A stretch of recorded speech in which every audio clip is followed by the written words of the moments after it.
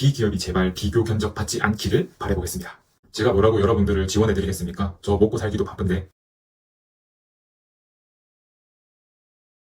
안녕하세요. 인증 알려주는 친절한 남자입니다. 오늘은 여러분들께 심사 비용을 이용해 장난을 쳐볼까 합니다. 물론 본 영상 속에서만 장난을 칠 예정이니 현실에서는 저에게 이런 문의는 하지 마시기 바랍니다. 저는 적어도 제가 속한 인증업계에서는 속는 사람을 탓해서는 안 된다는 생각으로 본 영상을 제작하게 되었음을 안내드리겠습니다. 그럼 시작해볼까요? 저는 지금 이 강의를 촬영하는 동안만 1000개 기업에게 심사비를 지원해드리겠습니다. 물론 기업표준인증센터 자산으로 지급해드립니다. 대기업은 안 되냐고요? 그런 게 어디 있겠습니까? 다 됩니다. 기업 종류 다 구분 없이 가능하니 얼른 신청해보세요. 돈이 어디서 났냐고요? 그건 묻지 마세요. 회계 처리되지 않는 가상의 자산이라 여러분들께 밝힐 수 없습니다. 다음에 표를 보시죠. 제가 가상으로 제공해드리는 심사비 단가 및 지원금 자료입니다.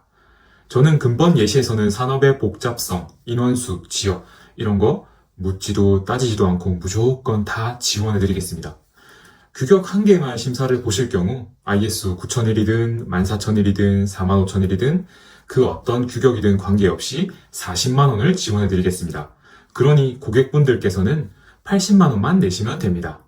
ISO 9001, 14001, 45001 중 만약 2개의 규격에 대해서 인증을 받으시면 50만원을 지원해드릴 테니 여러분은 150만원만 내시면 됩니다. 솔깃한가요? 그렇다면 제가 다음 2가지 방법으로 여러분들께 장난을 좀 더 심도 있게 쳐보겠습니다. 첫 번째, 할인을 통해서 장난을 쳐보겠습니다. 이건 쉽죠? 제 돈이 들어가지 않습니다.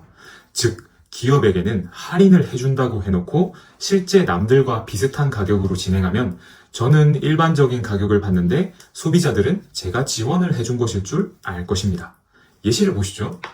저는 해당 지원 사업을 주최하였으며 비기업에게 40만원을 준다고 말만 합니다. 하지만 저에게 40만원은 회계 처리되지 않습니다. 할인해줬으니 기업만 80만원을 낸 것이죠. 하지만 경쟁기관에 속한 C심사원, D심사원 모두 해당 기업의 인증심사 비용은 80만원으로 견적을 산출하였습니다. 아마 80만원이 적정 심사 단가인가 봅니다. 저는 B기업의 담당자를 이용하여 C심사원, D심사원에게 접근하여 견적을 캐냈습니다. 저는 이 고객이 가능한 C심사원, D심사원의 견적을 받지 않았으면 좋겠습니다. 왜냐하면 제가 지원해 주는데도 불구하고 가격이 같으니까요. 혹은 저렴할 수 있으니까요. B기업이 제발 비교 견적 받지 않기를 바라보겠습니다. 이렇게 첫 번째 장난은 종료되었고요. 그러면 두 번째 장난도 한번 시작해볼까요? 두 번째 장난은 환급, 즉 페이백을 이용한 장난입니다. 이것까지는 대부분이 생각을 못 하셨을 텐데요. 본 강의에서 저는 장난꾸러기 역할을 맡았기 때문에 이 역할에 충실하려 합니다. 저는 B기업이 지원 사업을 받기로 해서 나름 투명하게 40만원을 B기업에게 입금해줬습니다. 그럼 B기업은 자기 부담금 80만원만 내고 어쨌든 120만원에 대한 세금계산서를 발급받고 인증심사를 진행하게 되겠죠? 그런데 말이죠. 인증기관은 120만원을 받았죠. 근데 저에게 심사비 80만원에서 재반비용을 뺀 값 더하기 제가 B기업에게 장난친 돈 40만원이 함께 포함된 금액을 저에게 정산해 줍니다. 그렇다고 해서 인증기관이 저와 한패냐? 아닙니다. 인증기관은 단지 심사원에게 정산을 해줄 뿐입니다. 저도 그 심사원 중에 하나이고요. 이 말은 인증기관은 기업으로부터 심사 비용이 입금되면 인증 재반 비용을 제외한 나머지 비용은 모두 심사원에게 인증 심사에 대한 수당으로 입금해 준다는 말입니다. 즉, 인증 재반 비용 외에는 그 어떤 비용이 추가가 되든 인증기관을 거쳐서 다시 심사원에게 돈이 오는 시스템으로 심사비가 굴러간다 이 말입니다. 다시 두 번째 장난으로 돌아오겠습니다. 그럼 제가 낸 돈은 얼마죠? 40만원이 잠깐 제 손을 벗어났지만 며칠 뒤에 다시 제 손에 생겼습니다. 현재 시점으로 보면 저는 비용을 지출하지 않았습니다. 잠깐 돈이 왔다 갔다 했을 뿐입니다. 돈에 잠깐 발이 달린 거겠죠? 하지만 전 생색을 내고 싶습니다. B기업 담당자님, 제가 직접 40만원을 입금해드렸잖아요.